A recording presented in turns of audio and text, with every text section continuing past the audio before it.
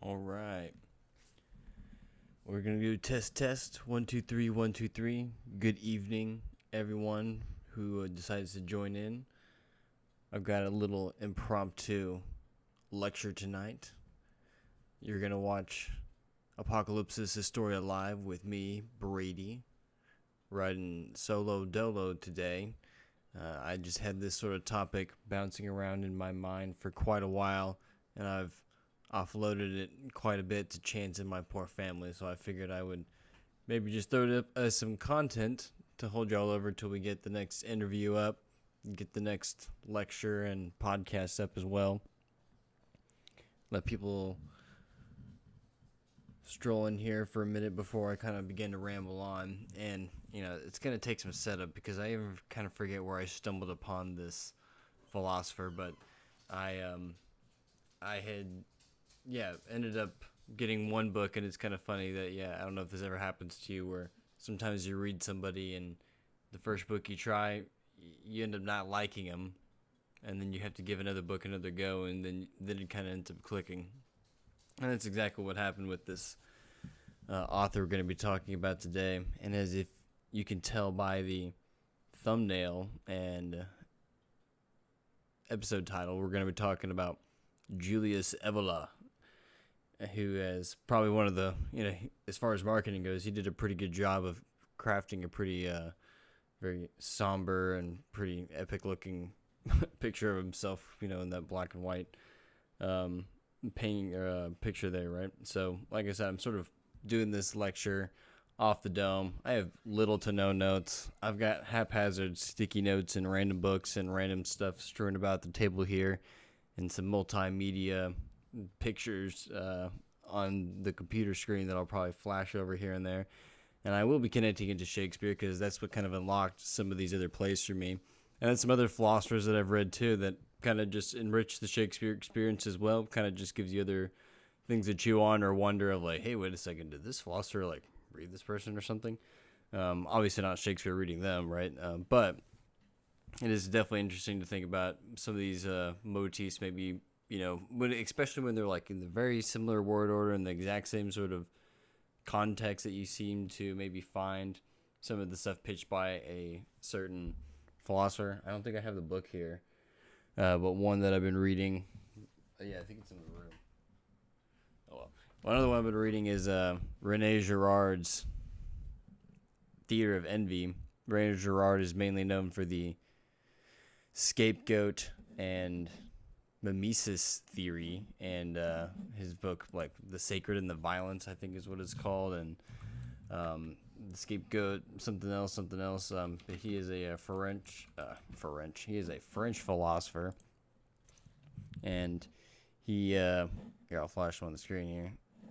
So he's a French philosopher, and mainly knows from his mimetic theory and also stuff about the scapegoat, which is about this concept about, and it's like anthropological, where societies and civilizations orient themselves around these sorts of practices. Essentially, like I said, the scapegoat, for which it's named from, that practice of ritually sacrificing something or someone in order to atone or have a cathartic psychological release valve or something for a civilization, but that it's all sort of the inception or impetus for the civilization itself.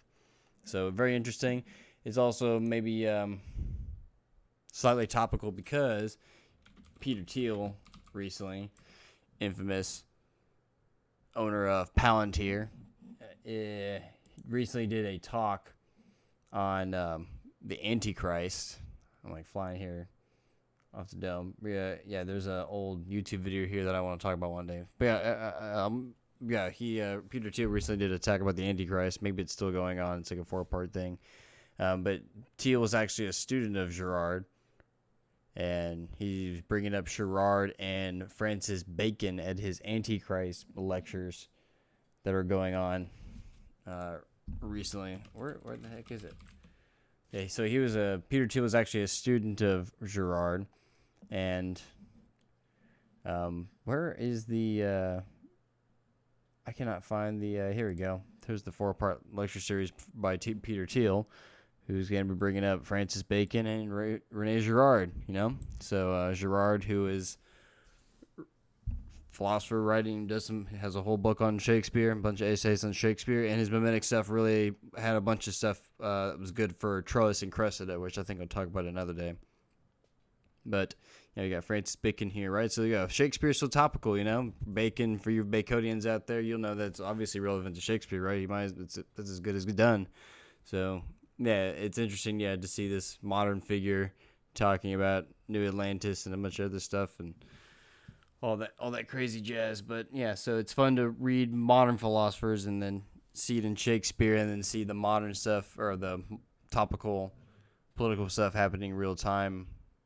And yet, we kind of, us in the Shakespeare scene are sort of seeing, you can kind of like point fingers and sort of say point out some ironic coincidences and connections, sort of like I've done about last year with the Democrats calling the Republicans weird all the time, So that was extra poignant for me just because of the Shakespeare connection alone, right?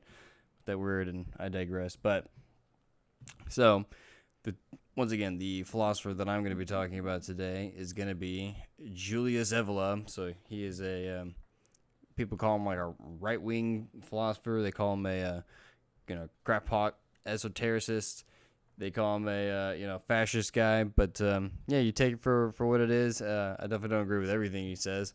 And that was sort of what I alluded to the first thing, because I heard everyone was talking about his book called Ride the Tiger, which is very much all about, it's got the best part about this book is like the title, in my opinion, and the last sentence. The first title, and I'm not kidding, like the title and the last sentence is like the best part of this book. Okay, Ride the Tiger. It's a cool, catchy flair. It's about we're in the Kali Yuga or so per the Hindu sources, and we're in just a downward trajectory of generation of man until it all resets or whatever. It also reminds me of sort of Empedocles, a Spyros thing where love and strife, and it begins as unity and breaks down just to necessitate it like coming around again, or an internal recursion of some sort. But yeah, it's like very much all about cyclical repeating, etc., etc. But yeah, we're in the crappy period. So sorry, y'all, just to let you know. But it's good because now that you know that you're in the crappy period, you can just kind of like write it out and YOLO or something, right? So that's kind of I guess some of the premise. But yeah, the last sentence is a little cool, but I don't want to digress in here because most of this book I was like I didn't really care for it.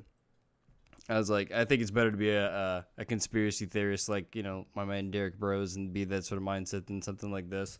So it's good to but the other stuff is still be interesting to talk about. So yeah, I wasn't really astounded by this, and I was like didn't really care.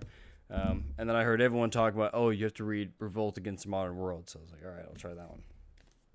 And so, this is the book that really clicked for me. So, Revolt Against the Modern World. And it's hard to explain what this book is, right? And so, I had all those labels but the best thing that I would want to call him, maybe you could still call him right-wing or conservative, but he would call himself a traditionalist is what he would call him. And,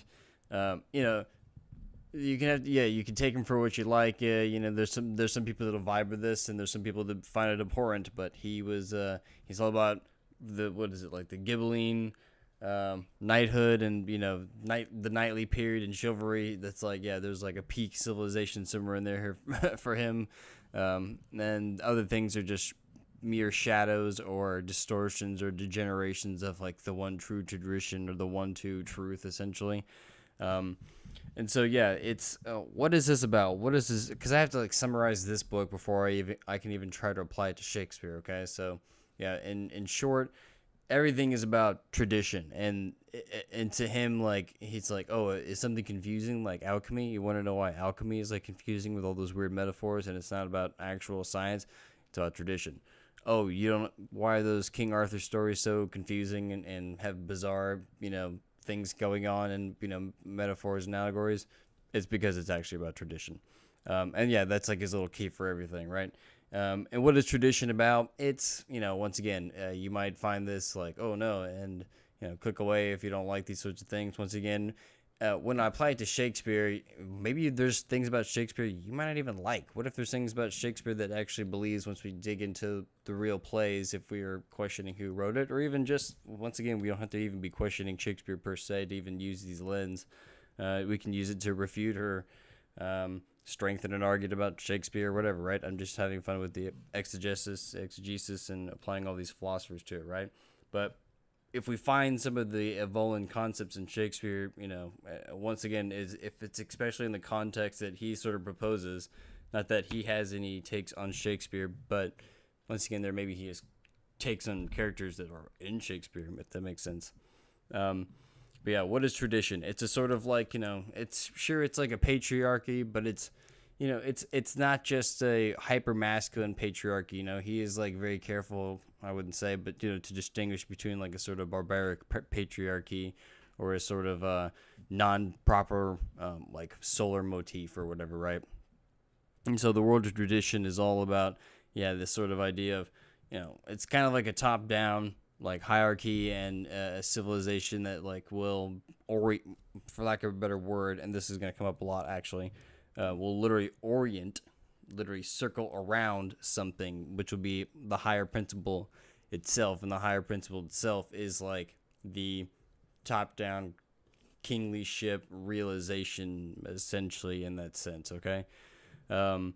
It's like a metaphysical aspect as well as a material one. So when you have your civilization that's properly orienting around a king per se, and his like noble family and their noble court and their noble dukes and lords and yada yada yada, all that sort of stratosphere of like a civilization that understands that a god or entity is essentially like tapped into that certain king or whatever, that is aligned with these principles in a very real way, is now being sort of like distilled down, now that it itself is aligning with those platonic ideals or godly ideals, right? That the king and those that embody those principles, they're so like tapped into it, they are like super bought in themselves, right? They have to like, this is like a real thing, you can't just like make this up, right? He's like, this is why the Romans were able to do this stuff, this is why those Gothic cathedrals, and that's why these people are able to do this stuff, is because like they're like in sync, essentially. They are like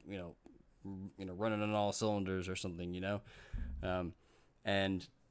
but essentially for it to work, once again, it's a kingship, but you can't have a king without a queen. There's a sort of like without the king is definitely this solar motif all the time, and obviously the queen is definitely a lunar one, but then he'll have all these distinguishes about which civilization is more lunar, which one is more solar, which one is more waning or waxing or something like that, and what does that really say about the civilization. Once again, you can kind of like have to like double check them on all that stuff and kind of take it for what you will, and I won't go into super specifics, but it is still interesting to kind of, once I did see these motifs, and there'll be some ones that you can see like, oh well, I disagree with you here, and Chance definitely disagrees with me on some of the Antony and Cleopatra stuff I'm going to talk about here. It's totally fine. But it's more of like our personal like readings of it, not that not that the literal, it's our interpretation of the events, but not the events themselves. So that we will have to see what I mean. But anyway, so the world of tradition is about this, literally like divine right of kings, but like the divine right has to be like legitimate, like they're getting their literal powers and societal order because it's such a realized tapping into of a divine essence through they have to literally personally embody it themselves to get access to this and to have it be successful or whatever. In this world of tradition, like I said, the society is orienting around this king or the noble family and all that sort of stuff, right? And their ideas. And so when I say orient, it's also about this idea that it is the middle of their life, right? If you're oriented around something, you've got something that is in your perspective to it, is it's like it's centered in you, to you around with everybody else, or part of the circle around the orienting thing, okay?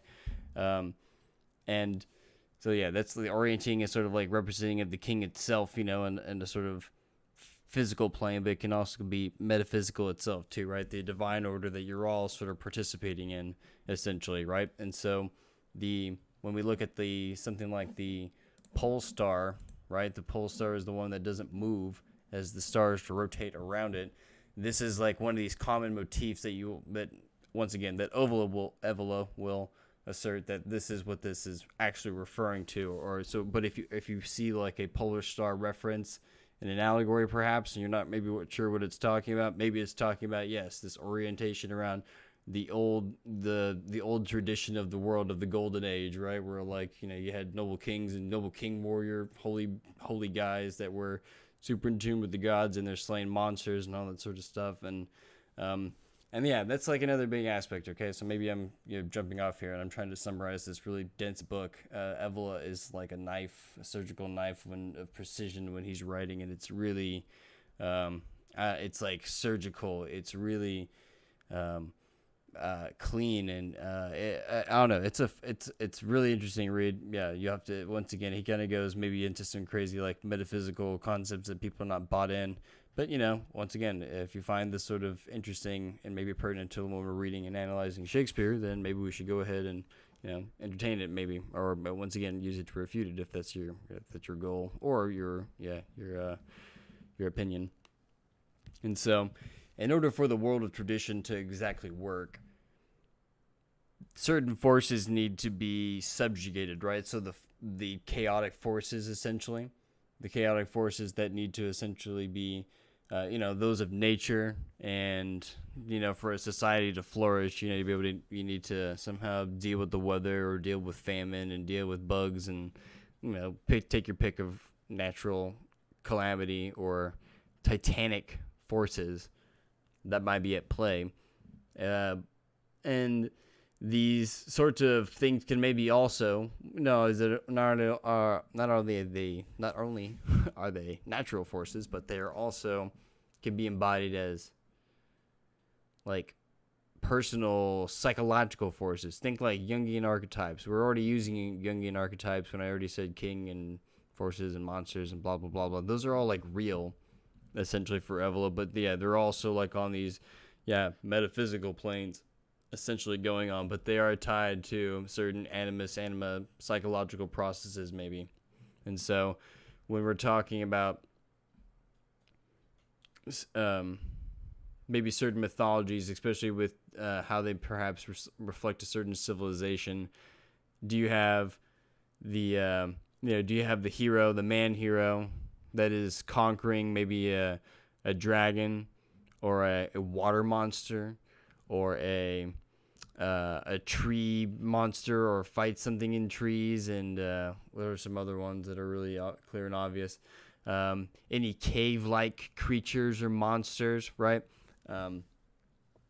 Things like the cave monster and the water monster can often be associated with sort of chthonic or very telluric forces, right? The waters of the mother can sort of be seen as in the sea, and then we've also got caves, which are also sort of a female representation, perhaps in a sort of earthly goddess divine sense. All right, and you'll clearly see how this reflects also with something like the moon, how this reflects to women as well, and how the solar will be the sort of man symbol. That the moon, the sun is most highest when it's at noon. It's a sort of very polar, straight above, right? This, dare I say, the stiffness metaphor might be very apparent. The cycles of the moon are also very apparent for the women as they go through their menstrual cycles and that sort of thing, and the 9 periods of childbirth and all the beautiful metaphors and all that stuff, right? But yeah, it's never a I don't want it's. It's kind of how like the Bible kind of sets it up, where it's never when you need to have a proper balance of it, but it can't just be a perfect balance exactly for Evola too. Evola's like it's not just a balance, right? But yeah, you kind of need to make sure you're leaning into the solar aspect, otherwise it's not going to work for him anyway. And so whenever you see these certain warriors, so the certain warrior heroes, are they being subjugated by women? Are they being, essentially led around, or are they the ones that are, or are they the ones that are the progenitors of the species, maybe, of man, right? The Bible is sort of famous. That's why God, although God is called the the Father, right? That's why the Christianity focuses maybe on that. Evola would be like, oh, they're just talking about tradition there, and you can go and disagree with that once again. I don't have to say that anymore the rest of this time if you got this far. So, yeah, to Evola, when the Bible's talking about the Father and why Jesus is the only begotten Son, and why it took just God to essentially to incept Mary, or I forget what that particular line is again, right? But yeah, that's why the Father is such a prevalent thing, because it's leaning more into that patriarchal side, although Evola would say that in practice the church itself, although maybe it sort of in some of these in the text alludes to the tradition that the text or the church itself has sort of fallen away and become more priestly, which is itself a sort of more quote unquote womanly realm or whatever, and that it's not a sort of warrior tradition like it has been essentially in the past. But we're talking about tradition here and all these sorts of concepts, right? And so to try to throw another bunch of motifs when you see this sort of stuff, and he kind of will line up and once again, is this bad comparative mythology? Perhaps so. You'd have to read it for yourself and try to catch up and tell me if you think it right or wrong. But it's like I said, once again, in order for tradition to work, it's like, yes, you need a sort of marriage. You do need a marriage between like the man and the woman, and you need the successful child that is not a sort of overly overly imbalance itself, right? The relationship also needs to work out and not just be together, not just one to be subjugated to the other, but to have like the man. Usually it's like the man who is just like the more willing, penetrating, moving, imposing force, right? Just literally how biology sort of reflects that sort of concept. Needs to essentially win over the woman, and once again in a healthy sort of manner, because it seems like, and if I was to use modern terms, Evola would sort of say like, yeah, you can't like simp for your woman, right? You can't just become a kept man or something along those lines, and just become subjugated to her and just put her on a pedestal of the sort of right. Obviously beating her and being overly aggressive and toxic male is also not the way to go, because then you're also not winning the love, which is like the power essentially of tradition, or the power of literally divine force itself has to be accessed through the woman essentially, right? So by not aligning in that certain property, by not being chivalric, badass for lack of a better word, is essentially not going to work out for you. Okay, so yeah, it is very clear that the woman is sort of important, but you don't also want her to take over. If you have all these, according to him, all these matriarchal societies, you might get these sort of degenerative outcomes, or sort of sub societies eventually falling away, or of that sort of nature. Now he'll sort of lament like, as soon as Romans got rid of all the the sacred fires and got rid of the patriarchic sort of ancient flames of the hearther and so on and so forth, and the Roman Empire falls apart. And what was the concept? So the king needs to essentially win over his woman. It needs to be done in a sort of in a way, and sometimes you might find that just before the woman is rescued, that a monster will be subjugated or fought before the woman can be won, essentially, right? And so it's like a psychological mirroring or reflection or representation of it through a sort of fantastical battle, right? So by fighting some sort of monster, water monster, or fighting some sort of like dragon monster, is often the same thing. It's like the dragon is like, it's not just like defeating the woman, right? Because the dragon is supposed to be the woman defeating, obtaining the love by winning that sort of battle. And one of the ways that you need to essentially do this, right? When I said about how to properly engage with it is, not simping for your woman, not being a kept man, obviously not being overly aggressive.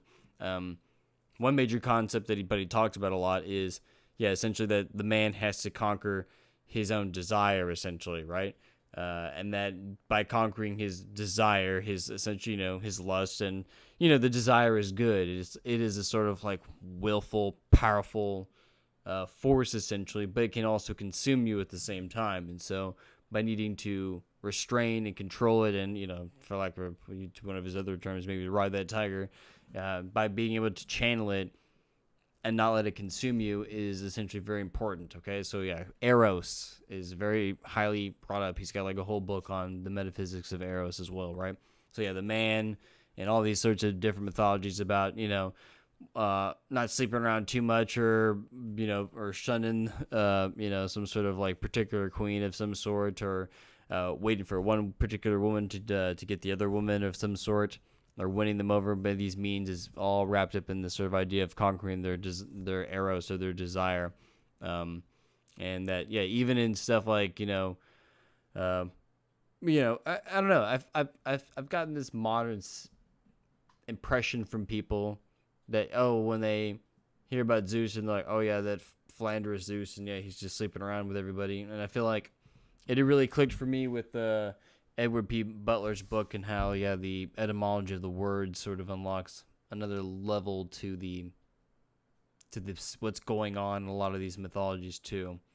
Okay, but I digress. So yeah, revolt against the modern world. It's got this world tradition. Okay, so yeah, what else is also in? Is this about? I was relating to, yeah, the woman is like the dragon, the Eros that needs to be conquered by the man in order for it to be a successful kingship and queenship, so that way you have a successful divine ordership, yada, yada, yada, right?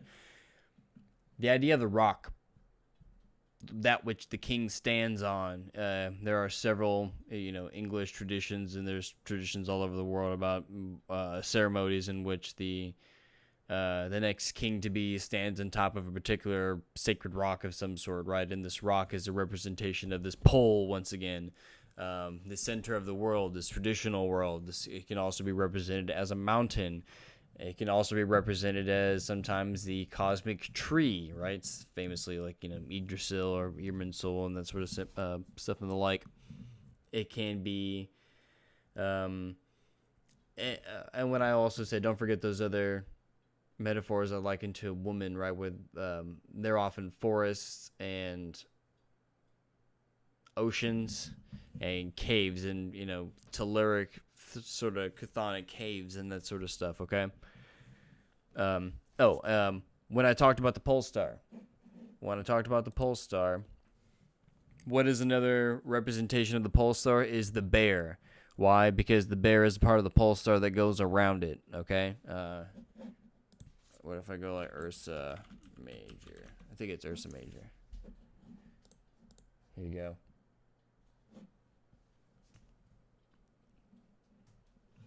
Yeah, I forget exactly how we're at. So Ursa Major and Minor is like the one of them that goes around it. So yeah, the bear is often a very important symbol as well. Okay. In case you see it. Okay, so yeah, dragons, oceans, bears. These things are all deliberately mentioned against one another. I can even read from Evola here.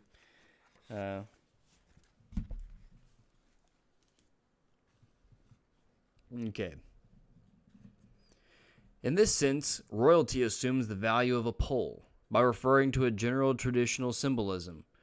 We may recall here, besides Midgard, the heavenly middle abode described in Nordic traditions, Plato's reference to the place where Zeus holds counsel with the gods in order to reach a decision concerning the fate of Atlantis. Quote, he accordingly summoned all the gods to his own most glorious abode, which stands at the center of the universe and looks out over the whole realm of change. The above-mentioned notion of Kagravvartran is also connected to a cycle of enigmatic traditions concerning the real existence of a center of the world that exercises the supreme function here on Earth.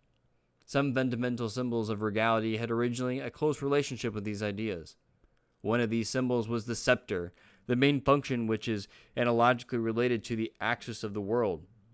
Another symbol is the throne, an elevated place. Sitting still on a throne evokes, in addition to the meaning of stability connected to the pole and to the unmoved mover, the corresponding inner and metaphysical meanings. Okay. Let me get a sip of water here as I look for one of these other quotes here in relation to all these pole metaphors. One sec.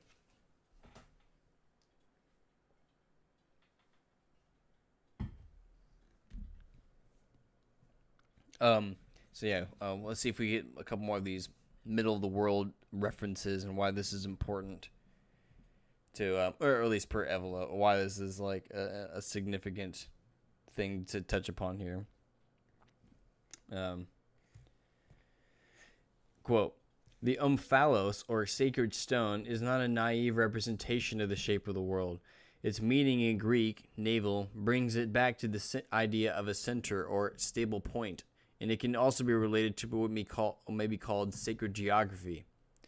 The sacred stone is often found, and not without reason, in selected spiritual places that served as traditional centers in relation to a given historical cycle or to a given people. The meaning of the sacred stone was often that of a foundation from above, especially when the stone was from the sky, namely an aerolith. Some examples of the lapis niger of the ancient Roman tradition and the stone of destiny, the black fatal stone figuring in their British and Celtic traditions, which was important for its alleged ability to recognize legitimate kings among various pretenders to the throne. Following the same order of ideas, and Wolfram von Eschenbach's view, the Grail was a mysterious divine stone that also had the power of revealing who was worthy of the royal dignity. Hence, the obvious meaning of the trial consisting in being able to draw a sword from a stone. Theseus in Hellas, Sohrab in Persia, and King Arthur in ancient Britannia, and so on. The idea of the stone, what's another name for stone is, a famous name for that means stone or rock is Peter, right? From the word Petra, like where you get the word petrified, to be like turned to stone. And why is the Pope significant in Catholicism? Because they say that in the Bible that Jesus says that this is where you will build the church will build where you'll build on this rock.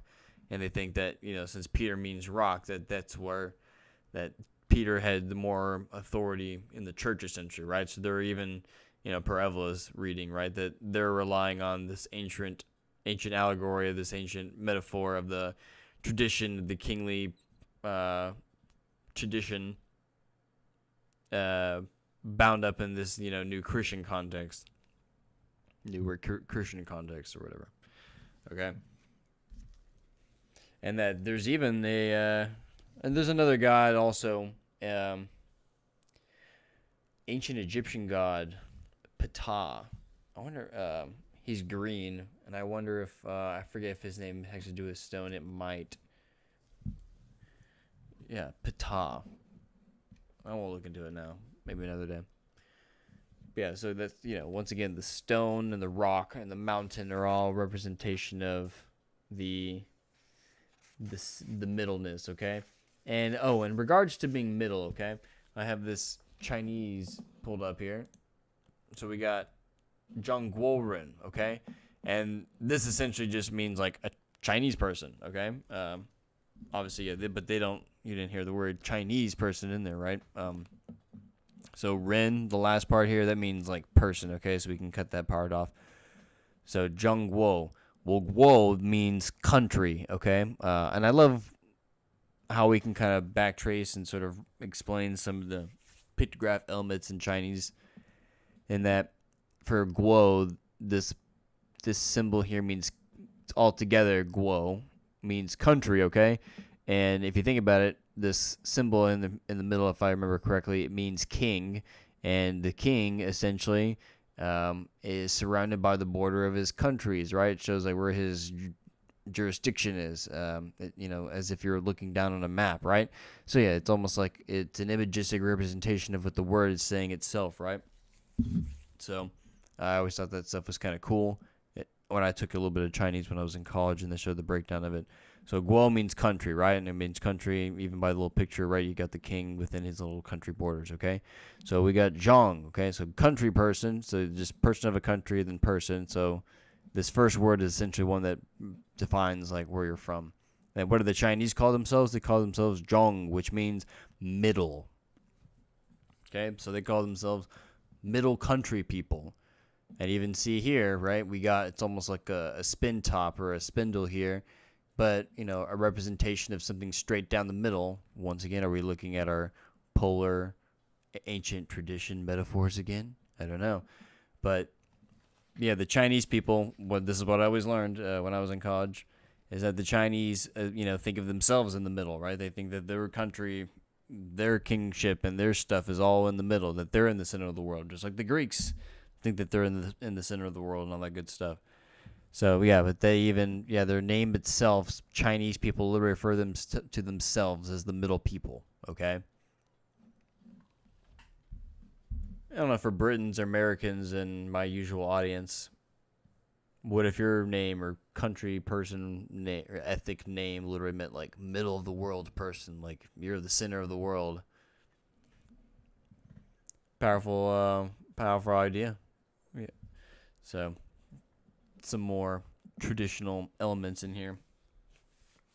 And so, the things that stuck to me out about Evola, I kind of happened to be reading it at the same time we were reading Antony and Cleopatra in the book club. And first when I was reading Antony and Cleopatra, I was like not really into it. I was like, oh man, this play is kind of weird. One, it's a chance would say very Deckarian. It's like all over the place. Like there's just scene is bop, bop, bop, bop, bop, all over the place. It's very much like wanted to be an HBO show. I could definitely feel that. But I started reading Evola at the same time, just to see if I like it. And I started to see a lot of the same imagery and ideals popping up in here. And so, yeah, y'all have to let me see if you agree or not. But for a brief synopsis of the play, right, you got Mark Antony, who's hanging out in Egypt with Cleopatra. It's after Julius Caesar and Brutus and all those guys are all dead. And so you got a new triumvirate of Octavius and Antony and like the other Pompey, the other, I forget all the names now already. But Antony and Cleopatra are hanging out. And at the beginning of the play, the soldiers are sort of lamenting about how Antony has gotten too decadent. He's, gotten too Eastern, as you might hear it be said a lot, especially even in Evola's world too, right? That especially this late Egyptian period is definitely a sort of decadent lifestyle.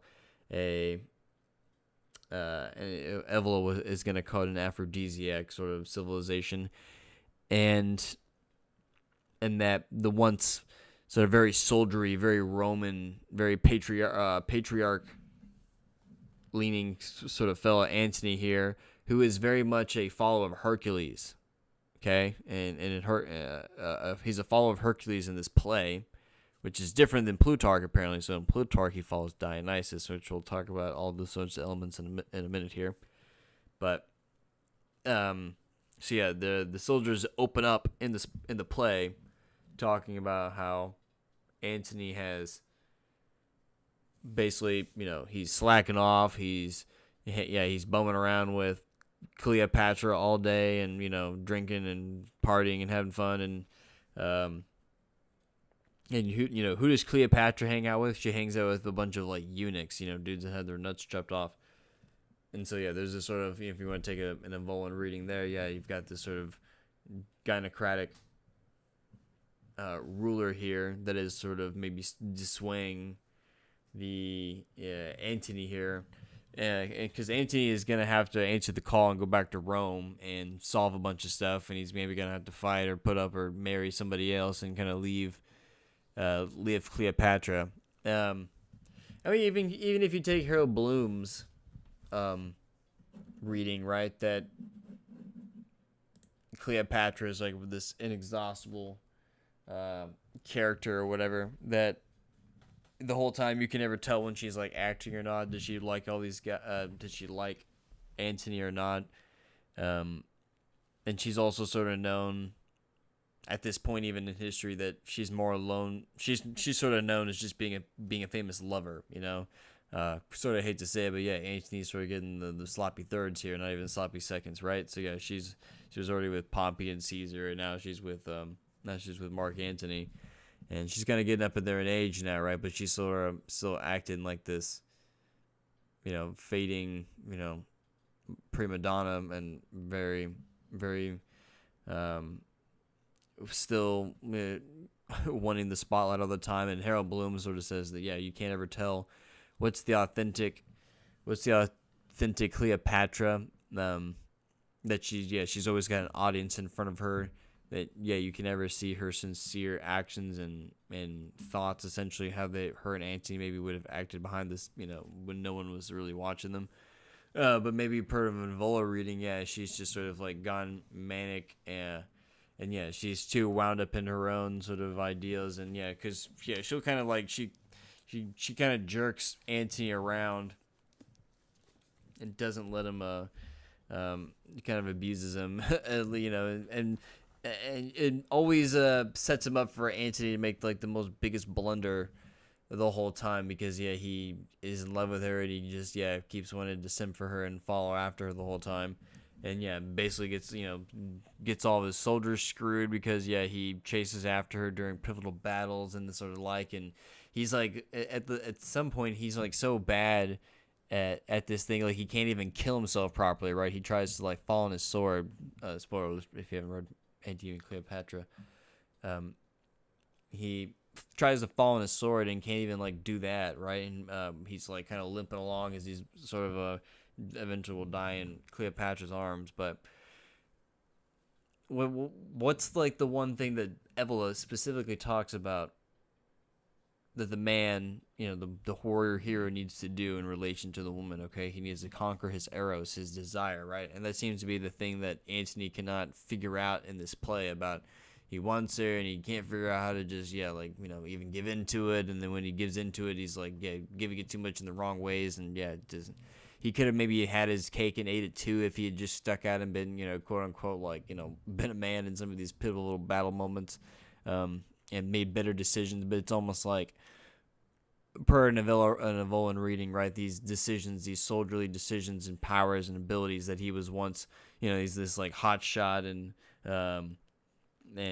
calculating and sly orator in Julius Caesar, in the play Julius Caesar, right, before the events of Antony and Cleopatra. But Antony and Cleopatra, he's just kind of like a blundering fool and making the worst decisions. And people even say like, the power of Hercules is like leaving you, and it's almost like the power of Hercules is leaving him because he's not able to like spiritually, psychologically, figure himself out. For maybe a Jungian person, it's just not actualizing and not figuring that out.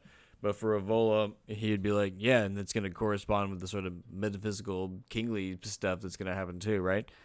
And maybe we can read it in that sense too.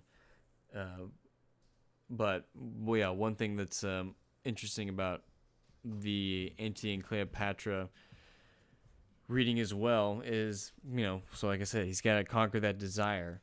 And one of the pivotal scenes when it's like all these battles have sort of happened. We got Antony and Cleopatra trying to find each other. They sort of fought, and things are kind of going to hell in a handbasket. We have, and we haven't seen this character the whole time, but we have Antony that will enter. This is scene 14. Ridiculous.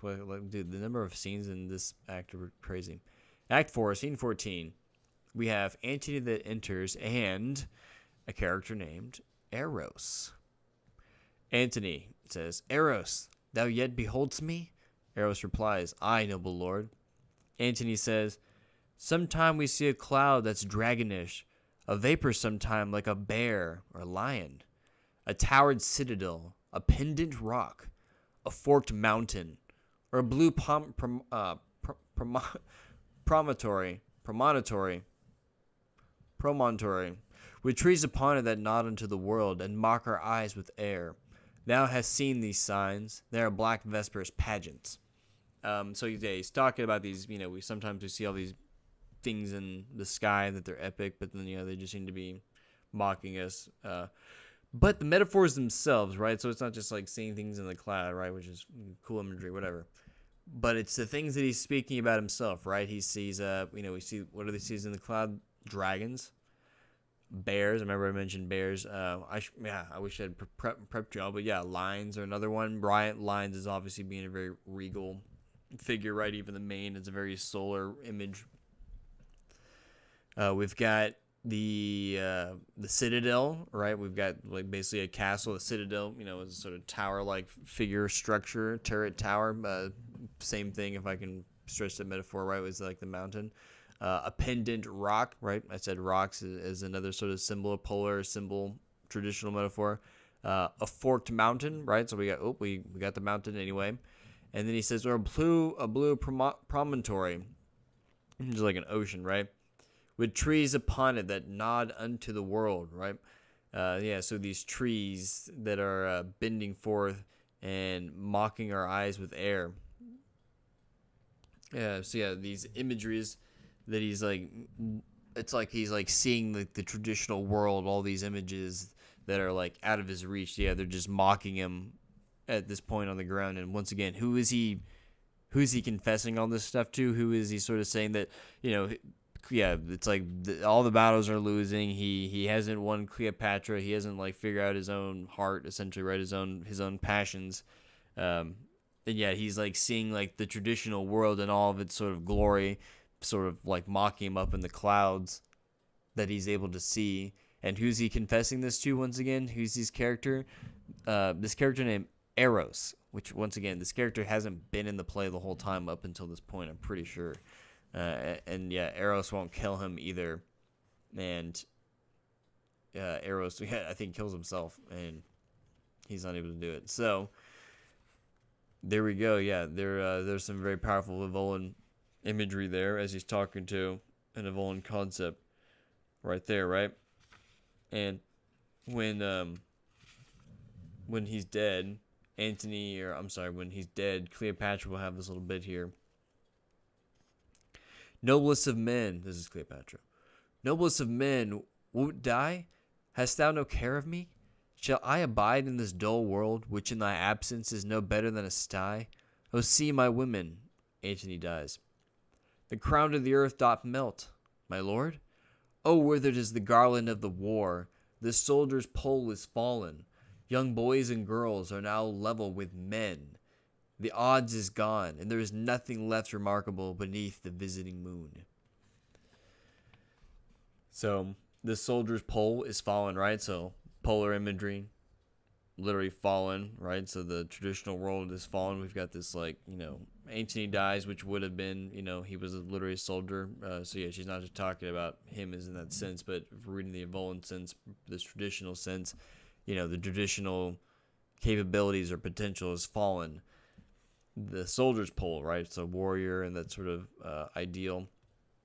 And she says, young boys and girls are level now with men. So, if men have this particular place in society, right, with this orientation around, with this sort of patriarchic setup reinforced by traditional metaphysics, now their men are as good as boys and girls. Now that this concept is fallen, now that the soldier's pole is fallen, now that the withered garland of war is now withered, right? So all these manly warrior, patriarchic motifs are fading, once again because Antony couldn't figure out his Eros, who he just talked to and died with, basically. She says, the odds is gone. There's nothing left remarkable beneath the visiting moon. And she's obviously herself the moon in this sense, right? And so, when you read this play, see if you notice these metaphors about Antony's needing to control himself or be honest with himself and, resolve it because of all these other forces that are also at stake or at play here. And I'll read you there is a little quote here that Evola does have about Antony and Cleopatra in the historical sense. We'll see if they resonate or not with us. And he's also got some other mentions of the some of these other Roman characters, and one character definitely is sticking out. Okay, so quote. This is from Evola. Other historical events that from a metaphysical view of civilization have the meaning of symbols were the fall of the Isis-like kingdoms of Cleopatra and of Jerusalem, which marked the turning points in the inner Western life, and took place through the dynamics of the archetypal antithesis themselves reflected in the Civil War. In the Pompeiis, Brutus, Cassius, and Antony, we find the southern theme and the tenacious but thwarted attempt to slow down and to overcome the new reality. While Cleopatra was the symbol of the Aphrodisiac civilization under whose spell Antony fell victim, Caesar embodied the Aryan Western type of the conqueror, with the words, "The gens Julia can claim both the sanctity of kings, who reign supreme among mortals, and the reverence due to gods, who hold even kings in their power." He foretold the reemergence in Rome of the highest view of the imperium. In reality, with Augustus, who in the eyes of the Romans embodied the Numen, in the Eternatus of the son of the Apollo of the sun, the unity of the two powers was reestablished following the Reformation that meant to restore the principles of the ancient Roman religion against the invasion of the exotic cults and superstitions. There's a quote, there's a footnote here at the bottom that's referenced, important though. It is interesting that Cleopatra assumed the name Isis and Antony Dionysus, thus reproducing two complementary types of a civilization of Aphrodisiac types. All right, and per Evola's things, he always says, yeah, those things like basically don't last, and they kind of get conquered and kind of get ruined. And obviously, yeah, Cleopatra and Antony don't stick around. So, interesting, you know, once again, you can kind of take it for what you will, and that's the big change that he took from, that Shakespeare does change there, right? That Hercules is actually the here that's referenced a lot. And I think Hercules gets a lot more mention in Shakespeare than I realized, because we're reading of Love's Labour's Lost, and he's asked, is it Don Armado is asking about two lovers or something like that, right? And kind of the same thing, right? Yeah, Hercules, who does all these conquering of people, and then we've got of all these different feats, and he has to come over this sort of like this womanly force, which is Hera, essentially. And then he asks for another one, and the other one is Samson, right? And Samson is actually sort of the opposite. Samson is actually the person who falls for the woman, right? Because Samson eventually reveals his secrets to the woman, and he loses all of his divine power because he does so, right? So yeah, the Don Amato actually gets both different Evolan readings there, right there, back to back in Shakespeare. So, hey, what's going on, Titus? How's it going, man? My camera just died, so let me plug in my my other one real quick, because I've been talking up a storm here. Bear with me 2 minutes as I try to ramble here, and I have to go around to the other side of the computer and plug something in.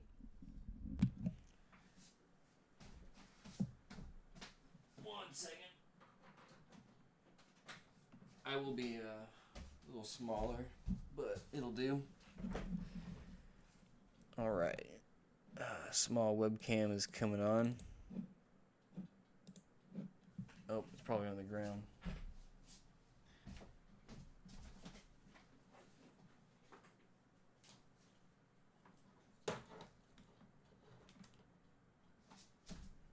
All right. Yes, welcome, man. Trying to do some Shakespeare lecturing tonight. There I am. I'm here. I can hang up a little higher.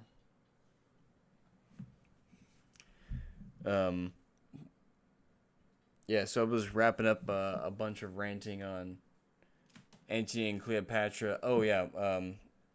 Mentioning that one major difference that Shakespeare changes, apparently, from Plutarch's version of this story, where apparently this is major source, is that Antony is a worshiper, notably, of Hercules rather than Dionysus.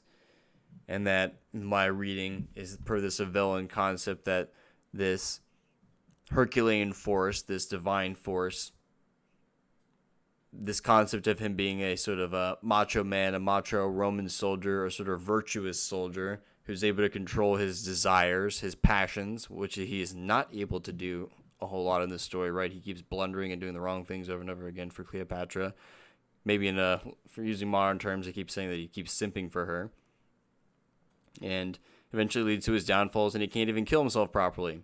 As he cannot control his eros, which Evola talks about the concept of eros over and over and over again. Antony literally laments all these Evolan concepts to a character named Eros right before he fails to kill himself. And this character Eros has not been there the entire play up until Antony is like, oh man, I'm screwing everything up. He just starts laying out all of these concepts that I was laying out before about all this imagery. But the same concept, okay, what I just said there about Mark Antony losing this Herculean power. He loses this Herculean power because, like I said, he's not able to control his desires for Cleopatra. He's falling for this. It's a certain aspect of the feminine archetype, right? He's essentially capitulating to Pharaoh. And even if you look at the signet cover here, okay, I've even got the signet cover here up on the screen. This is like from the 1960s. The same guy who designed all these, the same guy who designed the Madman show cover, ironically. I think a bunch of other Wall Street stuff too. This picture itself, right? We've even got this imagery here. Cleopatra is pretty much overtaking Antony, right? Antony is like downcast. He's kind of sad and somber looking and kind of wimpy. And we've got Cleopatra who's, she's looking forward. She's looking ahead. She's kind of regal-eyed, but yeah, she's got a weird, wonky looking neck there. And she's got much more splendor there. She appears like she's like, a little tall. She appears like she's taller than Antony. Antony's only beating her with his horse helmet there. But yeah, she's the one that's really the front and center there. She's the one really overtaking him. Like she's, this moon's overtaking the sun or the masculine or whatever. I don't know. But yeah, she just seems to be much more important profile, and he just seems like he's waning. He's about to be, if she's about to well, I should do this way, right? She's about to eclipse him, essentially, So, yeah, I just feel like that's kind of like what's happening there during the whole play. So yeah, this is Antony falling for one aspect of the feminine force by not being manly enough, maybe in some regards. And I think this exact same thing is happening in... What's it happening in? It's happening in Coriolanus. Same thing. Okay? Coriolanus is a badass warrior. He wins battles single-handedly. He's pretty much got this whole society under control. He literally says it to the people down below, and he says I don't want to give you the sweet that is your poison or something along those lines. He's talking about all these rabble-rousing commoners that don't know for their own good that they can't have all the store of food, otherwise all their enemies are gonna. If they can't feed the army, then all their enemies are going to storm, and then everybody's dead, right? So he's Coriolanus basically, hates the commoner people because the commoner people are kind of naive and whiny to him. So, yeah, he's all about order, traditional societal order, and being stoic and being awesome and just putting your head down and doing what needs to be done, being an awesome warrior guy. And who does he worship the whole time in Coriolanus? He worships Mars, literally the god of war. And it pretty much shows. That's why he just wins battles easily. The whole play, he's just kicking ass, okay? He's just taking names. They literally say as soon as he draws his scabbard that he wins battles. Even when he's trying to get into the banquet to go talk to Aufidius, he's got some people that are in the way. And he's literally able to just take a whole man and just twirl him around with his finger and his thumb is what they said. They're like, dude, did you just see how he just flung me around like it was nothing? And they're like, man, yeah, that was like the craziest experience. This guy's like got like super strength or something. And it's like Mars is totally imbibed Antony, and he's like, they're totally, he was gonna raise Rome to the ground, right? He was gonna show all those corrupt politicians that are letting the peasants and lower caste sort of, usurp and destroy everything, right? Because they got a bunch of senators that are riling up the commoners to essentially they go banish Coriolanus, right? And yeah, so they're toppling over the whole tradition. They're toppling all over the societal order. They're toppling over all the patriarchal systems that made Rome what it is today, per their arguments. Yeah, he's going to go raise Rome to the ground. This is going to be easy. That's why they're scared. They're scared out of their mind, right? All the people of Rome. Coriolanus is going to burn it all to the ground. But it all ends when his mommy comes outside, and his mommy is like, please don't do this. And he's like, okay, mommy, like, I'm done. And he's like telling her, like, I'm like done. Like, I'm like not even a person anymore. Like, I'm totally screwed. Like, you know what you've done by doing this to me? Like, I'm shattered. I'm broken. It's like Shylock at the end of it all, right? It's sort of status. And what happens right after that? Aufidius even says, like, you're going to pray to Mars, like, after Coriolanus goes to basically like, yeah, like, let's just stop fighting.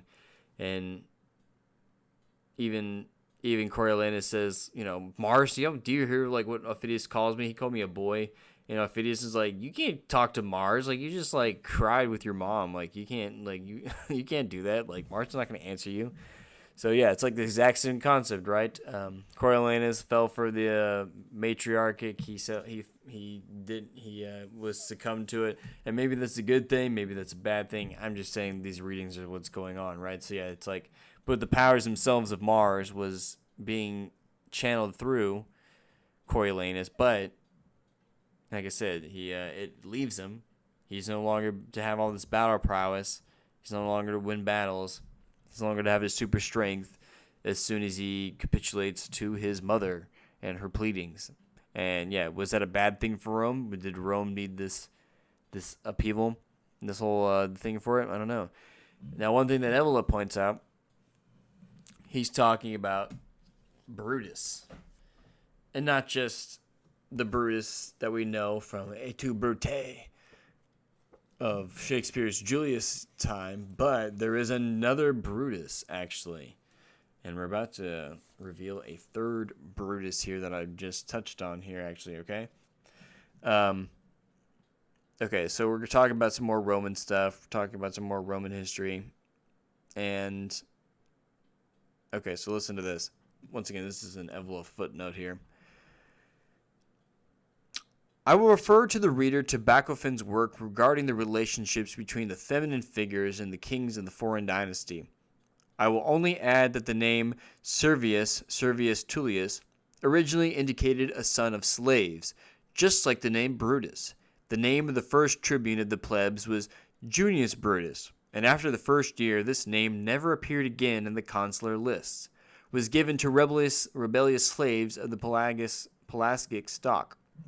There was also a significant, for the plebeian element, Chaluric theme emphasized by tradition, according to which, after the oracle announced that he who kissed his own mother would become king, Brutus knelt to the ground and kissed the earth, whom he conceived as the mother of all. Likewise, the plebeians and the Etruscan Lucumone were regarded as children of the earth. Besides, isn't it curious that centuries later the first person who attempted to usurp the legitimate authority in Rome himself carried the name of the rebellious Pelagius names, namely Brutus. So the name Brutus has been associated with mother, Telluric worship, and namely overthrowing and kind of killing Roman emperors, Roman patriarchic forces, right? Not only is there a Brutus that is involved with the murder of famously Julius Caesar, but there's also a Brutus involved with the murder of one of the first Roman emperors, right? Tarquin, famous story, right? There's another Brutus that is involved with that murder as well.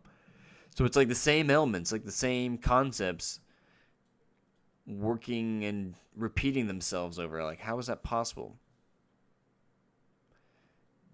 Brutus always involved with lower tier. I don't want to say lower tier, right? For what it is, like lower pedigree uprising against a higher pedigree, a hierarchical force. And why is that relevant? So I said those are two different Brutuses, right? There's another Brutus here that I didn't mention by name, but in Coriolanus I did say, which the story of Coriolanus is kind of like based it's based on like another Plutarch story, but yeah, the details are not as like what they are. I have to go back. I'm not even sure if the senator's name are actually mentioned. I feel like they're not. So I think the senator's names might be Shakespeare's edition. But one of the senators that is constantly trying to rile up the citizens of Rome and say that Coriolanus is going to be a big bad dictator. And yeah, Coriolanus is not nice, but up until a certain point, but probably wasn't like, he was kind of just like very cold and calculated, just kind of, like a soldier, right? He's like a Marine. He just hyper efficient kind of guy, right? Just no nonsense kind of fellow, and also is just not down for, zero nonsense maybe in that sense. He's not light to lollygagging. And so, but there's a senator named Brutus as well, who's also he's involved with the faction trying to essentially get all the commoners riled up, and it's almost like because of the senators doing that and they're the ones who basically get Coriolanus banished because they rhetoric, riled up the populace so much, riled up the rabble so much. It's almost like the senators' fault, sort of maybe in a way, for getting Coriolanus kicked out and then pissing off Coriolanus to come back and like nearly burn Rome down to the ground, right? And it's like Coriolanus' friend Menenius, I think, he's like, oh man, like you guys, like you did it now, like Coriolanus is gonna come kill us all because y'all just couldn't just had to go do that, didn't y'all? I hope you got what you wanted. So it's another name, Brutus, who's involved with this the antagonistic force, the lower caste system, the demos fighting against or toppling over a patriarchic or traditional sense in regard, right? If Coriolanus was that force. So things to think on maybe if the word Brutus seems always having just something to do with like overthrowing emperors and the like, and what does that really mean? Hey, what's going on, Philip? Yeah, I was going through all this Evolan imagery and concepts and seeing if I find it in Shakespeare. Yeah, I just went through. Yeah, pretty much like now at the tail end of it here.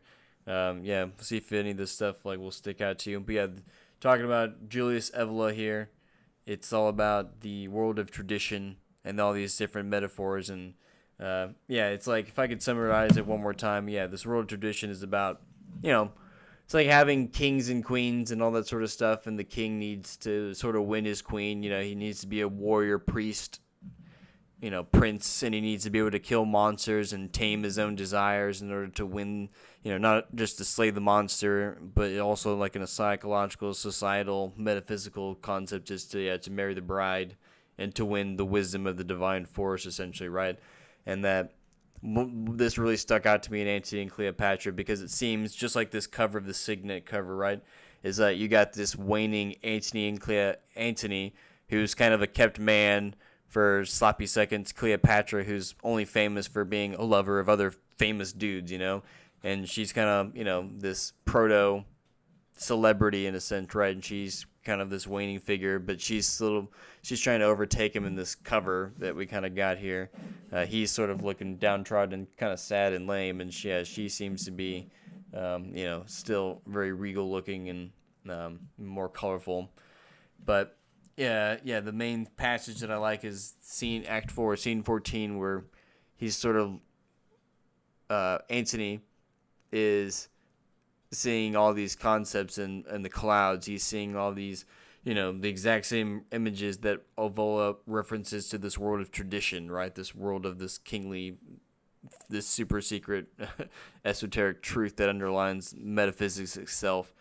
And that, he's like seeing all this stuff in the clouds, and that it's dragons and mountains and citadels and rocks and all this sort of stuff that represents the world of tradition, and he's talking to a character named Eros, and Eros is literally the concept that Evola talks up and down that needs to be conquered or tamed by the warrior king, in order to, yeah, like I said, win the love of the woman and not be a simp for her and not be overbearing to her and all that sort of stuff. It's almost like, if I could talk about it in other ways, it's like, in modern movies, we have something like Moana. Like in the movie Moana, much like I think still like in its mythology, which I will point out to some of these primitive mythologies will do this, is that Maui, who's the big strong guy in the movie, he's like a toxic male in that movie, right? He's got to be checked the whole time. He is unsure of himself, and the whole time it's not won through an epic battle. It's won through the girl sort of just walking up and making amends with her mommy. And that she's constantly disobeying her father the entire time of the movie, right? Her dad's like, no, like, don't leave the island, like, you need to stay here. Yeah, sure, we don't have any plot, but yeah, her dad, the king, is like, no, you don't leave the island, it's not safe, you're a 16-year-old girl, you're not gonna be able to do anything. But Moana disobeys her father. She disobeys their tradition and does it alone, and gets to tell the demigod man to what to do, and fixes all herself. What does she heal? She heals like Mother Earth the whole time. And yeah, the Maui is constantly getting checked, and they rescue like another female thing in the next movie. And I think in the actual mythology of Maui, he gets like eaten by the genitals of like a giant woman or something too. Like, I'm pretty sure, yeah, he gets eaten by it. I forget exactly how it goes. So yeah, you got in your mythology in these certain civilizations, do you have it where a woman is the sole progenitor of the species? Is it to where like, oh yeah, the mothers are the they make it to where everyone is her child, of that sort of thing, right? That we're all children of Mother Earth, or that sort of regard. What sort of civilization reflects the mythology? One other thing that I thought was maybe interesting, that doesn't really have to do with Evola here, but it does have something to do with something else, okay? So I was showing this little thing I made to my students at school, okay? And what do I have here? I've got, the first thing that came up was this thing called the Minoan snake goddess, okay? So yeah, this is coming from like 1600 BC. And it's a woman that's got two snakes, and like this is a recreation or a partial recreation of one of these statues. And so it's got a woman here holding two snakes in above her head, and the woman with her arms above her head definitely reminds me of this goddess named Tanit, who is also a Carthaginian goddess. I don't know if it's actually related or not, but just that particular pose with the sort of triangle shape with the arms raised up is very iconic. I'll look at that another day. But so I saw this Minoan snake goddess, and I saw someone else, it may have been Survive the Jive, had pointed out that there are a bunch of other concepts of this woman holding dual snakes, okay? So yeah, we got this Minoan Greek thing from 1600 BC, but then we've also got this snake witch stone that is found in Sweden from the 400 to the 600s, okay? It's like migration era, maybe? But yeah, so once again, we got a woman with two snakes on the side, and a Triskelion sort of type thing. And then down below, we also have the Gundestrup cauldron, which is going to be from England, I think I want to say. I thought it was from England. But yeah, same thing. Kind of a dude here, arms up with one hand's got a snake and the other one's got a torque on it. A torque. I think it's a torque or a ring of some sort. Not quite the same thing here. Yeah, I thought that, so just looking at this comparative mythology, wondering what this thing is. Snakes obviously move along the ground. They kind of represent a telluric force, so sort of, they can be locked into maybe a female force in a sense. The snake can only ascend through a polar or stiff or, phallic or tree-like thing, right? A snake can coil around it so it can ascend, but it requires a polar traditional form of some sort. Yes, I have heard of Hamlet's Mill. I haven't read it, but yeah, that's the sort of idea about, which I do find kind of provocative. But yeah, it's the idea that a lot of this mythology is, repeated and told in mythology, right? And so the idea of Horus, Set, and Horus, Set, and Osiris, right? That story of the uncle murdering the father, marrying the mother, and killing the son, or the son having to like come back and avenge the father, right? The Lion King story, the Hamlet story, the Amleth story, the Orestes story. That it's all actually a connection to some sort of cyclical cataclysm of some sort that reoccurs, which I am totally down to talk about at any point. Titus, thank you. I think Philip likes some conspiracy stuff too, so yeah, that's all good. Let's get that book on here. I haven't read it, but we probably should just because of the name alone, right? I should pull up thrift books instead of Amazon, right? No Bezos bucks. Oh, thank you for bringing up Hamlet's Mill, because this I totally would have forgotten. Another thing I was going to talk about tonight. So Hamlet's Mill, an essay investigating the origin of human knowledge and its transmission through myth. Titus, I don't know if you've ever heard of the Bach Saga too. That's something else I haven't been able to read recently, but it's something that I've wanted to. Bach Saga. It's kind of like a crazy Northern European, it's like another saga, but yeah, it's like a weird Atlantis saga about kind of stuff. Some guy like in the 1800s said that he had it. Oh wow.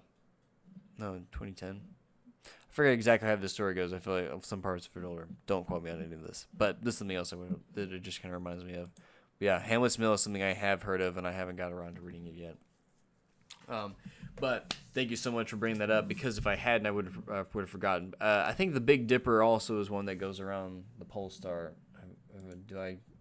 Yeah, right? Yeah, so here's the Dipper, right? So you have the Dipper, just like Hamlet's Mill, does go around it, okay? Now, one other thing that the pole star is known as, right? So, so you even said it there, Polaris, right? It is also can be called the Stella Maris. Let me make sure if I just pull that. Stella Maris. I'm blundering here. Star mating, but it's supposed to be the one that's part of the pole star, though. Why am I blundering on this? Where did I remember this from?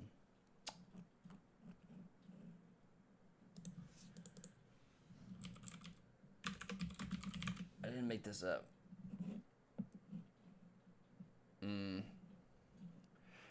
Well, Our Lady, Star of the Sea. In the medieval period, there's no citation here, so we probably shouldn't trust this. Someone else says it. Maybe I don't want to rely on this, because this guy is not a Shakespeare doubter, but it's probably relevant. And a buddy of ours, Daniel, reference him in my favorite podcast, the Higher Side Chats, conspiracy podcast. Philip, you might want to check him out. He just does a bunch of different stuff. But one of his first episodes is actually with this guy named Court Lindahl. So I'm on Court's website here. So Court Lindahl, Timeless Arcadia, Treasure, Myths, and Legends Revealed, okay? And so Court Lindahl, he's kind of one of these like Newport Tower guys, and the Newport Tower, and what is it, the Money Pit, the Oak Island treasure, right? All that sort of stuff that people are into. Kind of connects into the Peter Moonson stuff, and Peter Moonson is into all the Baconian stuff, because he's into like how the Baconian ciphers got those coordinates for all that sort of stuff or whatever. Don't know if that's relevant. People say that the Newport Tower, what it was like, helped designed by John Dee or something like that. So Court Lindahl is just into the Newport Rock Tower and the Holy Grail and a bunch of connecting a lot of that stuff. But Court Lindahl is really into connecting Philip Sidney. Apparently, Philip Sidney's Arcadia has a bunch of references and clues, according to Lindahl, to the Holy Grail, to the Newport Tower, to Oak Island, and to a bunch of other stuff, apparently. And that this all references and all connects back to the pole star once again, and this polar tradition and to Lindahl, I don't think he's into Evola, and I don't think his idea of polar tradition is the same concept, but he is maybe this Newport Tower. Once again, the tower is an idea of this polar concept, right? So to Court, Sydney's Arcadia has a bunch of clues and a bunch of references to this stuff, and I had I haven't heard of James Egan. Okay, I'll definitely look it up. I'm not super familiar with any of this stuff. I've only cursory looked at it. I've been trying to get a hold of Court because I thought it'd be pretty cool to talk to him about some of this Newport Sydney stuff and see if it connects to, because if I'm trying to connect Sydney to Shakespeare, we'll see if Shakespeare ties into this Newport Tower stuff, right? But the what was I gonna say about Newport Tower thing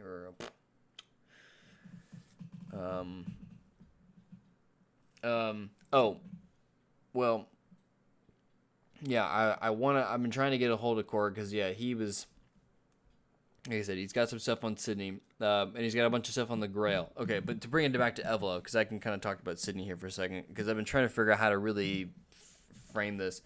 If you recall, if you go back to our old video, one of our old videos about Chance and I did, I've renamed it, and it's called the Phoenix Theory. It's about Philip Sidney faking his death, potentially becoming maybe Samuel Daniel, maybe nobody, who knows. But we sort of like this idea of, I'm definitely still privy to it. Chance wants to be academic, but I can sort of be, I can go off the cuff here,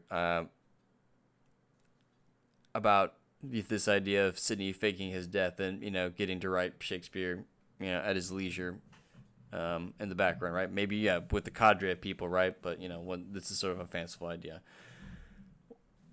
What I got even more interesting for me, because, it's definitely crackpot theory. We definitely lean into, if I had to pick something, I'd probably pick David Richardson's Mary's idea, and this sort of, the salon of writers with Mary at the helm and something like that would make the most sense. But if we want to lean into the wacky, if we want to do a late night talk, kind of speculate here, kind of going with Chance's concept, his initial pitch for Sidney faking his death. And we've talked about the Sidney death story plenty of times on here. We've talked about the John Dee horoscope. John Dee apparently predicting Sidney's death like to the T, to the date. And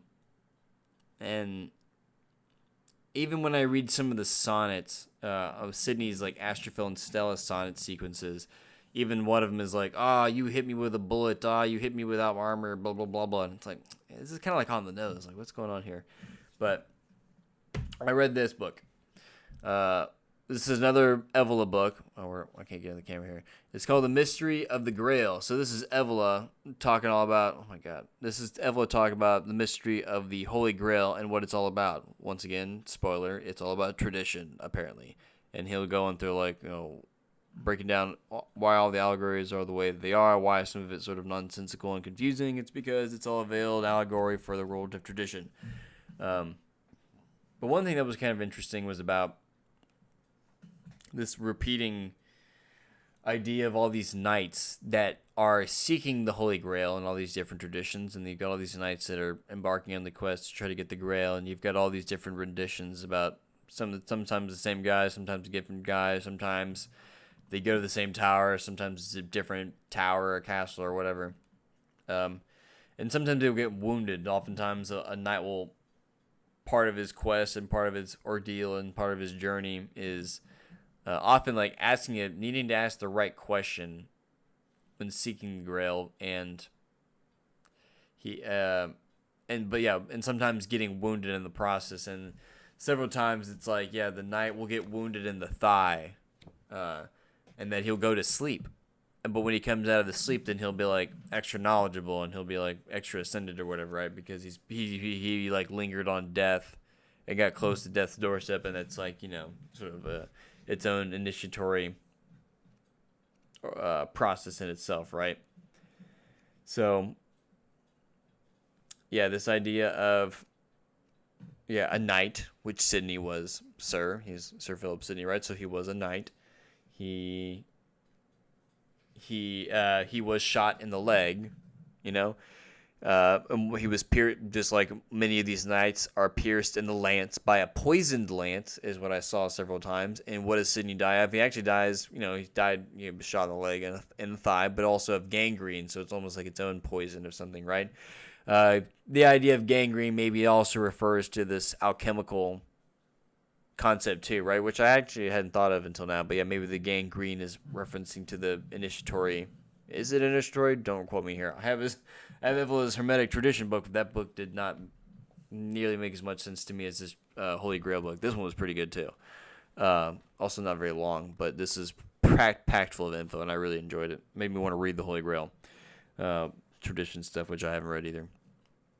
But this idea of the knight going to sleep, getting near death, much like we're sort of saying that, Sidney is maybe faking his death, right? Who's also a knight. And the knights are often involved with, being poet masters themselves and that sort of thing. And the phoenix concept is invoked a lot in this knight stuff. And guess what? So is Finney, think of Philip Sidney as well. He's heralded as a phoenix, I feel like, up and down all the time. We found all these references to phoenixes, and think of the phoenix nest and all that sort of stuff. I think there's something to that. But I thought there was one other concept for the Sidney Fig and his death thing. That's probably it though. But it kind of just in the fact that it kind of seemed to align with some of the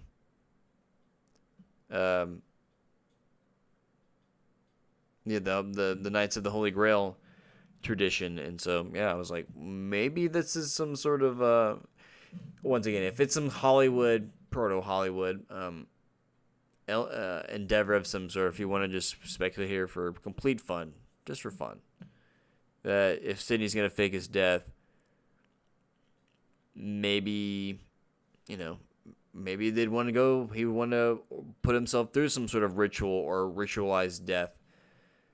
Not to only just put his old persona to rest of, you got to put Sir Philip Sidney is going to be dead at this point if you're actually going to go incognito in that sense, right? So you can kind of be a little extravagant about it. But maybe it's like its own, he wants to, invoke some of this King Arthurian legend or something, I don't know. Why? Maybe it's for its own spiritual ascendant. I'm not. What am I gonna insinuate that Sidney faked his own gangrene bullet shot wound? I have no idea. Man. Maybe he just wanted to pretend to. Maybe he wanted to get his way to just live that death in the first place, right? If he knew John Dee was predicting his death, he's like, all right, I'm gonna go try to go out like a King Arthurian knight or something. I don't know. But last thing is that, Holy Grail, oftentimes it's like a cup, sometimes it's like a rock, but oftentimes it's a cup, and Sidney was the royal cup bearer. It's probably a stretch, but I don't know. Trying to throw as many of these things out there and see if any of it relates or makes any sense.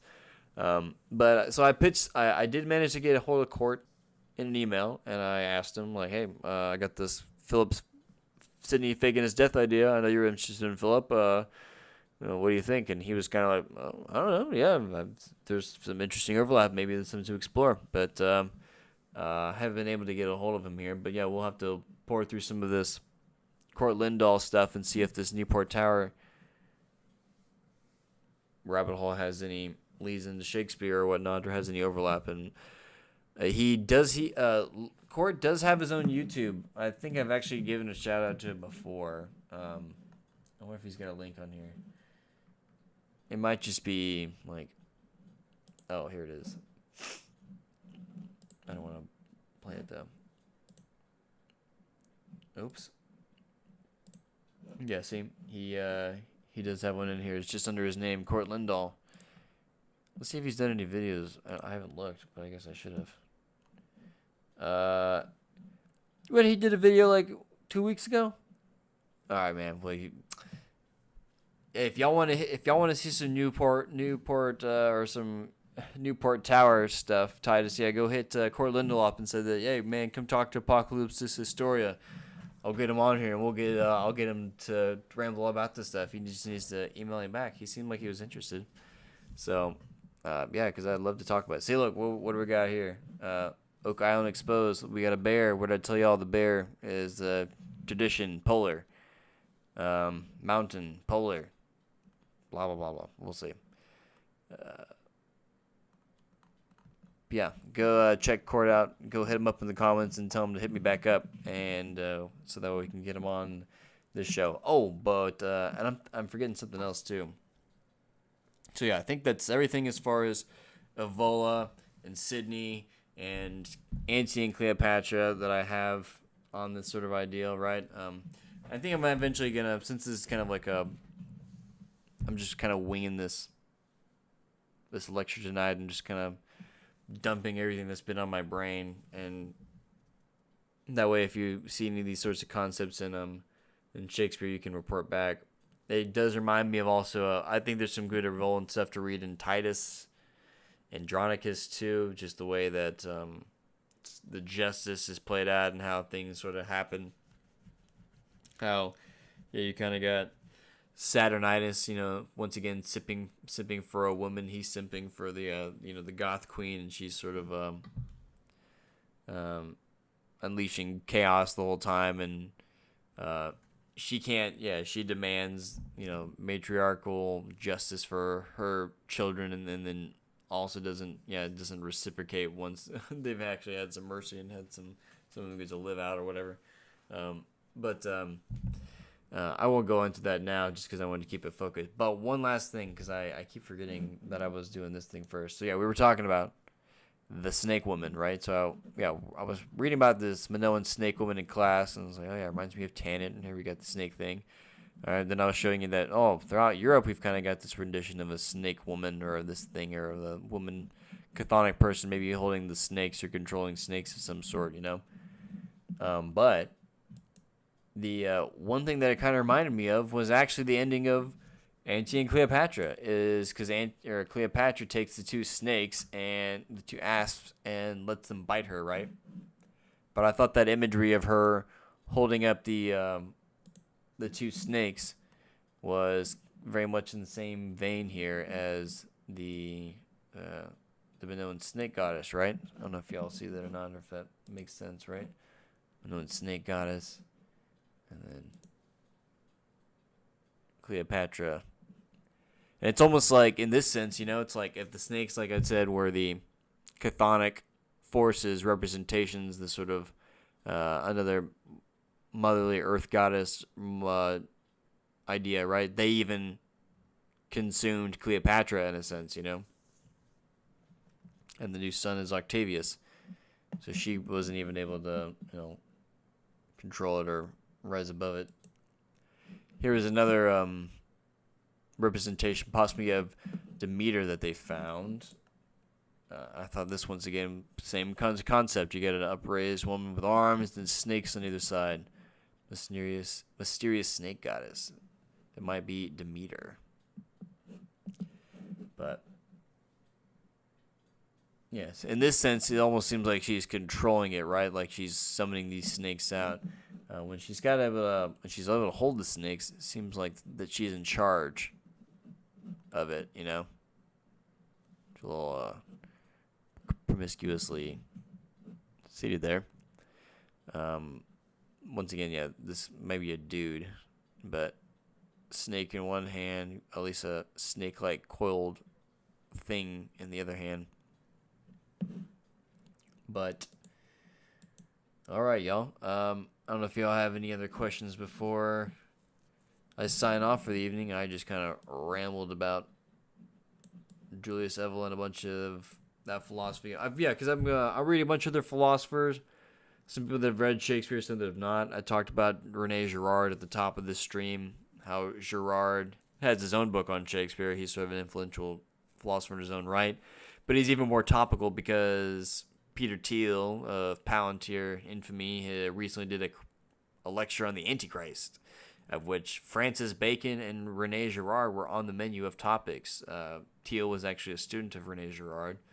So, just once again, yeah, Shakespeare is not far from politics either, it seems. Remember, even Shylock got a shout-out last year from, or maybe it was this year from Trump, so Shakespeare is topical as ever, we'll get him back there in the spotlight here. He never left, whatever. But, yeah, y'all go back and watch this. Y'all let me know if you enjoyed this little lecture stream as I brought up Evola, talked about some modern philosophers, looked to see if I found any of that sort of same stuff in Shakespeare. I think the Rene Girard stuff on memetics, memes, is really good when he's talking about Troas and Cressida. I'll probably get on and I'll just read that essay because it's really good. I think he's totally against the idea that Troas and Cressida is a problem play. In fact, he's like, no, Troas and Cressida is like very coherent the whole way out. No, this thing is like it's not cobbled together. It's well realized. So I think it's a great argument. It's a great lens to look at Troas and Cressida, and I think we'll look at it here another night. So yeah, y'all let me know if you like that. Go hit up Court. Let's try to get him on the channel. Talk some Newport. Talk some Arcadia. Talk some Sydney. Make sure you check out all the links down below in the description. I'm trying to do some Substack articles. They're all for free. Thank you, Titus, for all the support, man. I'm going to do another maybe like a little private video here for the members here in a little while. And y'all let me know if there's anything you're interested in, or I'll do some more of this stuff too. Y'all let me know what you want to hear me ramble about or what you want to hear Chance ramble about. Thanks you again for supporting either on YouTube or on Patreon in case you hear this at the end. Otherwise, check below if you want to come hang out with me and Chance on Discord. Join Patreon once, you get a Discord link for life. Or you can join the YouTube members here and come hang out with Titus and get some more exclusive content here on YouTube if that's your fancy. So yeah, thank you so much. Well, y'all have a great evening. Let me know if there's anything else y'all need in the comments. And I thoroughly enjoyed rambling about Evola. It was very cathartic for me to get it off my head, and so. I will bring some more stuff later, but yeah, good evening, everyone. Thank you so much again, and I will see you all on the next broadcast, all right? Nullius in verba, everyone. Take care.